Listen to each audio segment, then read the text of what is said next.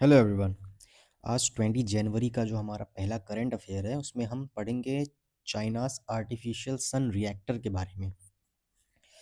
तो ये चाइना का जो आर्टिफिशियल सन है इसका ऑफिशियल नाम ईस्ट टोकामक है। ठीक है, ईस्ट रिएक्टर भी इसे कहते हैं। अब ईस्ट का मतलब है experimental advanced super conducting tokamak reactor. तो इसका ऑब्जेक्टिव है न्यूक्लियर फ्यूजन के थ्रू एक एनर्जी बनाना, न्यूक्लियर फ्यूजन करा करके एनर्जी बनाना। अब एक्चुअली जो न्यूक्लियर फ्यूजन होता है वो थोड़ा सा टफ होता है। क्यों? क्योंकि जो फिजन होता है उसमें हम क्या करते हैं कि एक एटम को छोटे एटम्स में तोड़ देते हैं, उसको कुछ एनर्जी देते हैं, फिर वो छोटे एटम्स में टूट जाता है और फिर ये रिएक्शन चलती रहती है इसी तरीके से। ठीक है, वो टूटता रहता है और एनर्जी देता रहता है। पर जो फ्यूजन होता है उसमें दो एटम्स को जोड़ करके एक नया एटम बनाया जाता है। ठीक है, लार्जर एटम बनाया जाता है। इसमें प्रॉब्लम क्या आती है कि इसे कंट्रोल करना बहुत मुश्किल होता है। कंट्रोल करना मुश्किल क्यों होता है? क्योंकि ये बहुत ही हाई एनर्जी पे काम करता, बहुत ही ज़्यादा टेम्परेचर चाहिए होता है इसके लिए। जितना टेम्परेचर सन के कोर में है उतना टेम्परेचर हमें अर्थ पे मेंटेन करना पड़ेगा और उसे लंबे समय के लिए मेंटेन करना पड़ेगा, तभी ये रिएक्शन फिजिबल हो पाती है। इसीलिए इसको बनाना थोड़ा सा टफ हो जाता है। तो अब बात आती है कि चाइना ने ऐसा क्या किया है। तो आर्टिफिशियल सन इसे इसलिए ही बोला जाता है क्योंकि ये सन जैसा फ्यूजन रिएक्टर को अर्थ पर रेप्लिकेट करता है। तो न्यूक्लियर फ्यूजन जैसे मैंने बताया आपको कि फ्यूजन में लाइट न्यूक्लियाई फ्यूज होते हैं और एक हैवी न्यूक्लियाई बना लेते हैं। सन और स्टार्स में नेचुरल फ्यूजन होता है। जो फिजन हो उसमें हैवी न्यूक्लियस ब्रेक होता है और जो फ्यूजन होता है उसमें लाइट न्यूक्लियस कंबाइन होते हैं।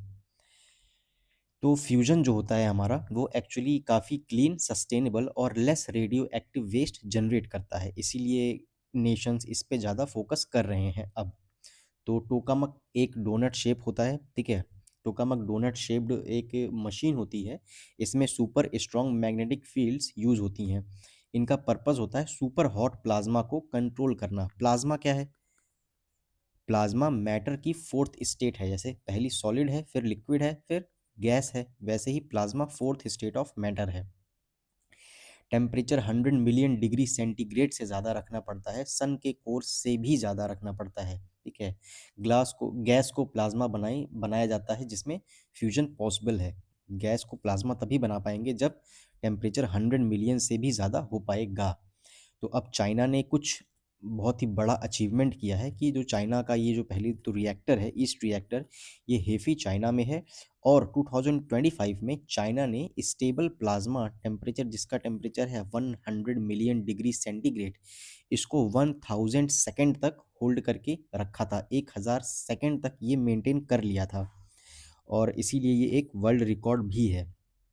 और इसी के साथ ही चाइना ने ग्रीन वर्ल्ड लिमिट को भी एक्सीड कर दिया था। ग्रीन वर्ल्ड लिमिट एक साइंटिस्ट ने दी थी जिनका कहना था कि जब प्लाज्मा है तो प्लाज्मा को, मतलब अपर लिमिट इन्होंने सेट की थी कि dense plasma can be before it becomes unstable, कि कितने समय तक कोई प्लाज्मा हम कंट्रोल कर सकते हैं उसके बाद वो अनस्टेबल हो जाएगा।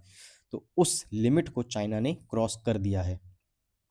इसी वजह से ये चीज़ न्यूज़ में थी। और इसी के जैसा एक इंटरनेशनल थर्मोन्यूक्लियर एक्सपेरिमेंटल रिएक्टर भी है जिसे सदर्न फ्रांस में इस्टेब्लिश किया गया है और इसमें मोर देन 30 कंट्रीज इसकी पार्ट हैं।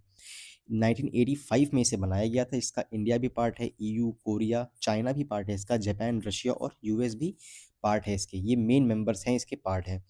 इंडिया इसका पार्ट बना था 2005 में। और इंडिया में जो इसका ITER का इंडिया का बेस है वो गांधीनगर गुजरात में स्टैब्लिश्ड है। और ये वर्ल्ड का लार्जेस्ट टोकामक रिएक्टर है। और टोकामक जैसा मैंने बताया आपको कि ये कैसा होता है, डोनट शेप होता है, थोड़ा सा इस टाइप का होता है। ठीक है, जैसा यहाँ पे दिख रहा है, तो ये डोनट शेप्ड होता है। इसकी जो फंडिंग स्ट्रक्चर है वो EU 45% दे रहा है क्योंकि EU होस्ट है।